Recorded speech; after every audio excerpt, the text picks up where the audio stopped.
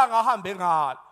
Kodwa sesiphekezela umzimba ukubeka. Siyabonga kakhulu bazalwane enikwenzile ekhaya nje uNkulunkulu aqhubeka nibusise saqhubeka iprogram. Kunelanga lode ngilikhumbulile mangihlezi lapha ekhaya ngicabanga ngingedwa. Ngike ngafika la ekhaya ngafica umama ubaba ekhona engibizile sahlala usethi aya sithatha imoto kumbe siye la eSekhunda sesiyahamba nobaba saye eSekhunda. Uma sibuya lapho sabuya late nobaba sasesidlule edrobheni.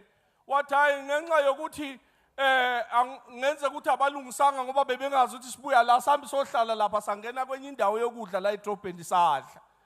Uma sidla nobaba into yangithusa esengikwazi ukuyibona manje cishe the day before yesterday ithe mayenzeka ngathi I will do exactly as ubaba ngambona enza. Alibonge igama lika Jesu. Ubaba sithe sihlezi sisadla kugcwele abelungu amabhuni yonke le ndawo lahlezi khona kwangena icall wayibamba ubaba. Le call ayibamba kwakumuntu wayecela umthandazo. Ubaba zanga phuma ye toilet ayothandaza khona. Into baba yenza ngamuzwe bhavumula kwanyakaza irestaurant kwaphenduka bonke abelungu ababekhona.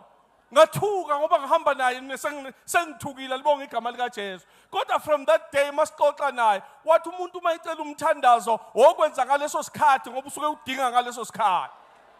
Alibonga igama lika Jesu. Namhla ngisenamahloni ke yangena enye icall izolo the day before yesterday azange ngilinde isikhathi ngenze lento ubaba ngifundisa yona ukuthi khona abantu ngenza inkonzo yabo. Alibonga igama lika Jesu. uNkulunkulu anibusise anenzele konke okuhle siwumndeni sithi siyabonga ukuphuma kwenu ningena imthandazo ayobahlonishwa bonke abefikile ekhaya bongathi bazalwane ikhaya nje le celebrate angisho njalo. Alukho uhlobo losopolitika abangangenanga alukho uhlobo labefundisa angangenanga ubaba bengasiwe Assemblies of God kuphela kodwa bengewebandla lika Kristu.